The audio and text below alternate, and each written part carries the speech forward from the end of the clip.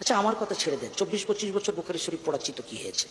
আমি যে বসিরহাটের মানুষ, এই বসিরহাটের বড় মাওলানা চেনেন? কারা চেনেন হাত তোলেন দিন। সবাই তো চেনেন, বসিরহাট খুব বেশি দূরে নয়। বসিরহাটের বড় মাওলানা আল্লামা রুহুল আমিন রহমাতুল্লাহ আলাইহি, উনি ছিলেন যুগশ্রেষ্ঠ মুহাদ্দিস, হানাফি মাযহাবের ব্যারিস্টার, মস্ত বড় ফকিহ। তিনি মাযহাব মানতেন, শুধু মাযহাব মানতেন তা নয়, তিনি ছিলেন হানাফি। তিনি কত বড় আলিম ছিলেন, তার লেখা শতাধিক কিতাব আজ আমাদের সামনে হাজির আছে।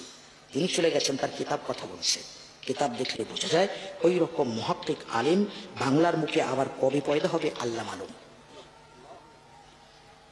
আমি 24-25 বছর বুখারী শরীফ পড়িয়েছি তো কি হয়েছে?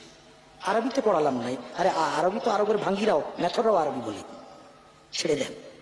বসিরহাটের বড় মাওলানা মাযহাব মানতেন, অথচ তার ইলমের গভীরতা কতটা ছিল অন্তত আমার মাপার ক্ষমতা নেই।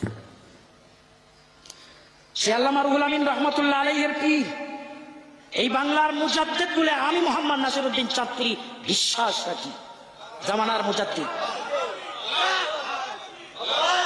যার জাহিরি বাতিনি ইলমের কোন পরিচয় দেওয়ার প্রয়োজন নেই।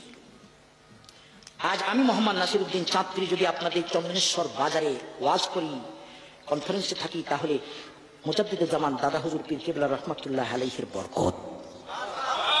বাংলার অলিগলিতে ঘুরেছেন, জাহিরি বাতিনি ইলমে দ্বারা মানুষকে সমৃদ্ধ করেছেন, মানুষকে কলেমা শিখিয়েছেন, মানুষকে দ্বীনের দাওয়াত দিয়েছেন, মানুষকে মসজিদমুখী করেছেন। তাদের জাহিরি বাতিনি ইলমের পরিচয় দেওয়ার প্রয়োজন নেই।